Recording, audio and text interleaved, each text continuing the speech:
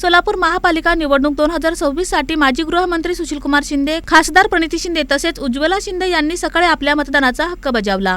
सोलापूरमधील Vijapur road येथील ITI शाळेतील मतदान केंद्रावर त्यांनी मतदान केले। यावेळी शिंदे कुटुंबियांनी नागरिकांनाही लोकशाहीचा हा उत्सव मोठ्या उत्साहात साजरा करत मतदान करण्याचे आवाहन केले। आज तब्बल 9 वर्षांनंतर आपण महापालिकेला, सोलापूर महानगरपालिका आणि महाराष्ट्रभर इतर महानगरपालिका आहेत त्यांच्यासाठी आपण मतदान करत आहोत।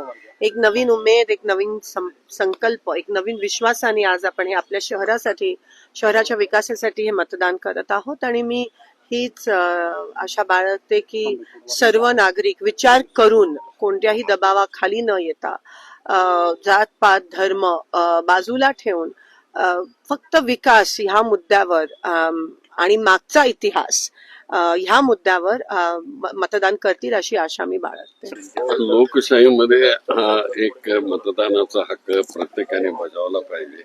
मग ते खासदारकीचा असो, आमदारकीचा असो किंवा जिल्हा परिषद असो किंवा महानगरपालिकेचा असो।